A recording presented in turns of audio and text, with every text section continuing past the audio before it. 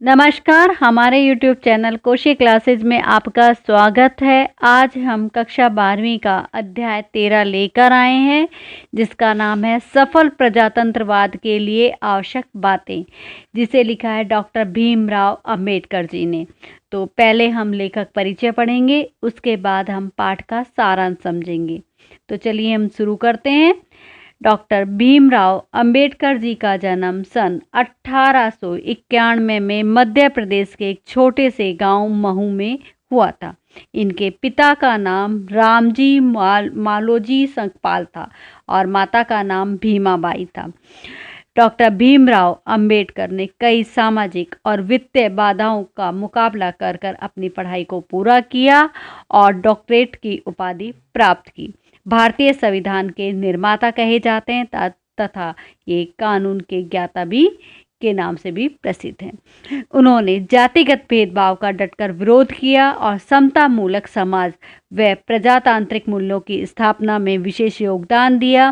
Doctor Bhimrao Ambedkar स्वतंत्र भारत के प्रथम कानून मंत्री रहे तथा संविधान के प्रारूप को संसद में स्वीकृत भी कराया। इनकी प्रमुख कृतियां हैं caste in India, their mechanism, genesis of development, the rise and fall of the Hindu women. Hindi में इनका संपूर्ण साहित्य भारत सरकार द्वारा प्रकाशित किया गया 21 खंडों में। इन्होंने सफल प्रजातंत्र के लिए आवश्यक शर्तें रखी हैं। उन्हीं के बारे में इन्होंने बताया कि हमारा समाज प्रजातंत्र पर आधारित है और प्रजातंत्र में ये अधिकार है कि वह प्रत्येक 5 वर्ष के बाद प्रजा की जनता की सरकार को बदले और नई सरकार का गठन करे। ऐसा इसलिए होना चाहिए क्योंकि एक ही सरकार जब 5 वर्ष तक राज्य कर लेती है तो उसके द्वारा किए गए कार्यों की जो देखरेख होती है, जिसके की अवलोकन होता है, वो जनता के द्वारा और विपक्ष दल के द्वारा किया जाता है। और सरकार में यदि कोई गलतियां हैं, कोई दोष है, तो उसे 5 साल बाद नई सरकार के गठन में उसमें अहम भूमिका निभाते हैं। उन्होंने ये भी बताया कि इन गलतियों पर जब विरोध किया जाता है तो वो सबसे ज़्यादा महत्वपूर्ण होता है, क्योंकि उनकी गलतियों के बारे में पता लग जाता है। तो इंग्लैंड और कनाडा के सरकार में विपक्षी दल के जो नेता होते थे, उनको ये अधिकार होता था कि वे अपनी सूझबूझ के साथ सरकार के कार्यों पर निगरानी रख सके और उन्हें एक सम्मान भी दिया जाता था कि विपक्ष दल के एक प्रमुख नेता को सरकारी खजाने से वेतन के साथ साथ काम करने के लिए सेक्रेटरी व अन्य कर्मचारी भी दिए जाते थे।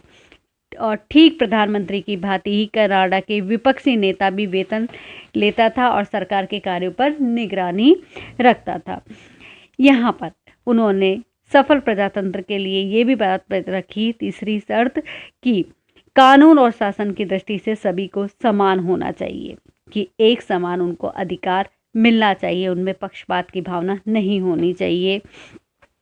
जिसमें उन्होंने ये बात बताई कि जब आप कोई कार्य कर रहे हैं या किसी का कार्य करते हैं तो उनमें समानता होनी चाहिए। पक्षपात का उन्होंने विरोध किया और यहाँ उन्होंने एक उदाहरण दिया है कि कोई व्यक्ति है और वो मिनिस्टर से वहाँ पर काम निकलवाना के लिए आता है, तो उसके व्यवसाय के लिए जो लाइसेंस चाहिए उसे, तो उस समय मंत्री या बड़ा व्यक्ति ये चीज़ें देख लेता है कि ये हमारे ही पक्ष का व्यक्ति है, तो वो बिना कुछ जानकारी लिए ही उसका लाइसेंस पास कर देते हैं और दूसरे व्यक्ति का लाइसेंस नहीं देते हैं, तो ये पक्षपात कहलाएगा। इसीलिए प्रजातंत्र में कानून में समानता होनी चाहिए और प्रत्येक नागरिक को चाहिए कि कोई भी क्यों ना हो, सबके लिए बराबर होना चाहिए कानून। और प्रत्येक देश जहाँ प्रजातंत्र लागू होता है वहाँ इसका ध्यान रखना बेहद जरूरी है कि प्रजा के द्वारा जो नेता चुना जाता है उसको सही कार्य करने का अधिकार होना चाहिए। यहाँ पर उन्होंने कहा कि हमारी जो शासन व्यवस्था है पूरी तरह से न्याय संगत होनी चाहिए, जो किसी भी राजनीतिक हेरफेर में न पड़कर बल्कि अपने काम पर ध्यान दे। किसी भी मिनिस्टर का उसमें कोई हस्तक्षेप नहीं होना चाहिए। तो उन्होंने एक चीज़ याद दिलाई कि मैं भी वहाँ पर था जब ब्रिटिश काल में ऐसी धारणा प्रचलित थी कि जहाँ पर लोग अपनी साठ-गांठ से अपना काम निकलवा लिया करते थे। अतः मुझे भी ब्रिटिश काल में गवर्नमेंट ऑफ इंडिया का मेंबर होने होने के नाते दबाव दिया जाता था कि मैं उनका काम करूं, पर ये मुझे अच्छा नहीं लगता था। यहाँ पर उन्होंने कहा कि प्रजातंत्र में जो चौथा मूल मंत्र है वो है कि विधान संबंधी नैतिकता का पालन करना, कि हमारे विधान में सबसे महत्वपूर्ण चीज़ वह है कि जो कानून का पालन करें। यदि आप कानून का पालन नहीं करते हैं तो विधान का कोई अर्थ नहीं होता है। जब 13 उपनिवेशों में से बगावत की गई तो अमेरिका के एक नेता के बल के आगे सब बढ़े और वहां पर उन्होंने वॉशिंगटन को उन्होंने अपना देवता माना और उन्होंने उसे निर्विरोध चुन लिया गया और उन्हें राष्ट्रपति का पद दे दिया गया। लेकिन जब दोबारा चुनाव हुए तब 5 साल बाद तो उन्होंने खड़ा होना के लिए मना कर दिया कि मैं चुनाव में खड़ा नहीं होऊंगा।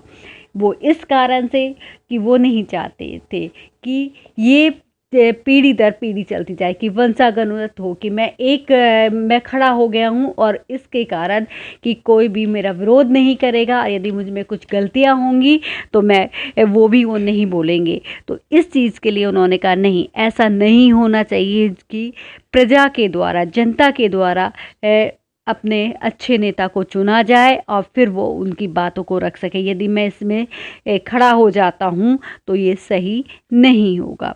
इस बात को उन्होंने रखा और साथ ही उन्होंने एक और उदाहरण भी बताया जिसमें कहा कि वो एक गोलमेज कॉन्फ्रेंस में गए थे तो वहाँ विवाद हुआ सबके मुख से कि राजा को किसी सामान्य औरत से विवाह करने का अधिकार नहीं है, वे नहीं चाहते कि उसे रानी माना जाए। तो इस पर भी विवाद होता चला गया और मजदूर दल के विरोधी होते चले गए वहाँ पर, और जिसमें कि अल्पमत और बहुमत दोनों का आमना सामना हुआ, जिसमें बहुमत कहते हैं कि जीत जाते हैं, क्योंकि जिसके पास बहुत सारे मत होते हैं, जो बहुत एक साथ कई लोगों का एक बात पर राजी हो जाना, और कुछ लोग हैं जो कि उसका विरोध करते हैं तो वो कम होते हैं तो उनका मत माना नहीं जाता। तो इस पर उन्होंने कहा कि प्रजातंत्र में यदि सफलता चाहिए तो अल्पमत का भी ध्यान हमेशा रखना पड़ेगा, चाहे वे गिनती में कमी क्यों ना हो। ये काफ़ी महत्वपूर्ण बात है कि बहुमत का किसी भी तरह का अत्याचार अल्पमत पर नहीं होना चाहिए। आज भी हमारे देश में इसका बेहद ध्यान रखा जाता है। ब्रिटिश सरकार में आज तक इस बात का ध्यान रखती है कि अल्पमत के साथ किसी भी तरह का अत्याचार या पक्षपात न हो न पाए।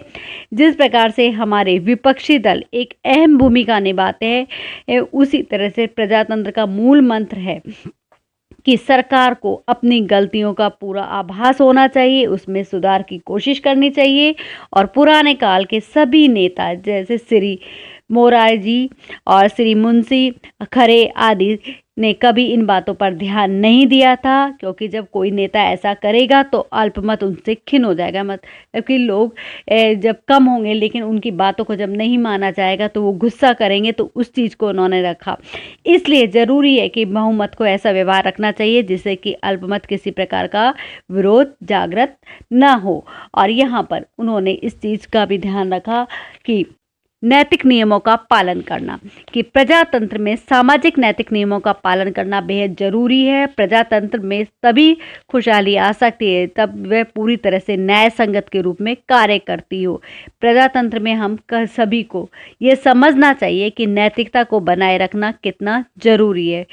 प्रत्येक आम आदमी को कानून का पालन करना चाहिए। स्वतंत्र सरकार को चलाने के लिए नैतिकता का ध्यान रखना बेहद जरूरी है, तभी एक खुशहाल प्रजातंत्र की छवि बन सकती है। और अंतिम में उन्होंने बताया कि प्रजातंत्र की मुख्य बात है कि लोगों में सार्वजनिक अंतरात्मा का होना। ये हम सभी जानते हैं कि प्रत्येक देश में कहीं ना कहीं थोड़ा या ज़्यादा अन्याय तो होता रहता है, जिससे कि वहाँ आम नागरिक आहत होता है।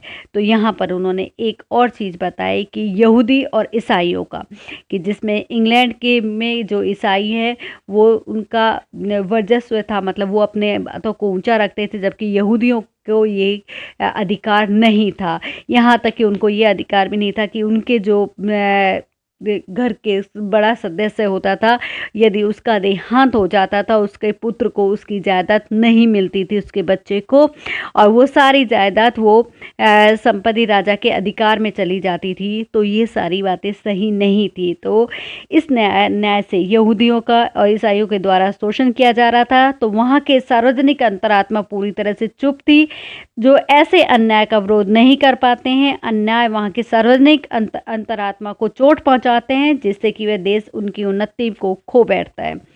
अतः इसलिए अन्याय के प्रति हर नागरिक को, चाहे वह किसी भी धर्म का हो, उसका विरोध करना चाहिए।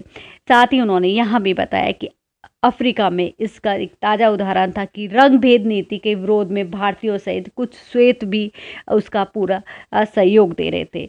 यहाँ पर उन्होंने कहा कि जो नौजवान श्वेत लड़के लड़कियों था अन्याय का विरोध कर रहे थे, क्योंकि वे ये जानते थे कि इस अन्याय से हमारे देश में सार्वजनिक अंतरात्मा का सबसे ज़्यादा हनन होता है। क्योंकि यहाँ पर उन्होंने कहा कि श्वेत और अश्वेत के, काले और गोरे का जो भेद किया जा रहा है वो सही नहीं है, बल्कि देश में सब एक जैसे हैं और एक समान है।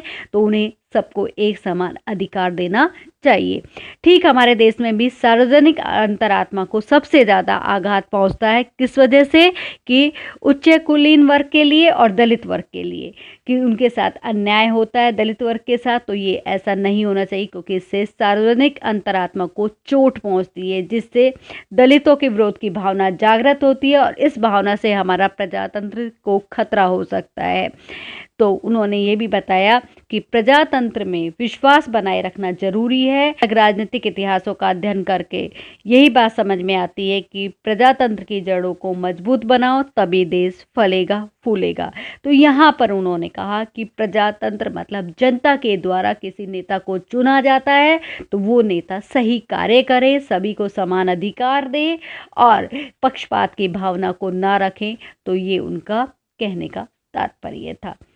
तो आपको ये वीडियो कैसी लगी? यदि अच्छी लगी है तो इसे लाइक करें, शेयर करें और चैनल को सब्सक्राइब करें। धन्यवाद।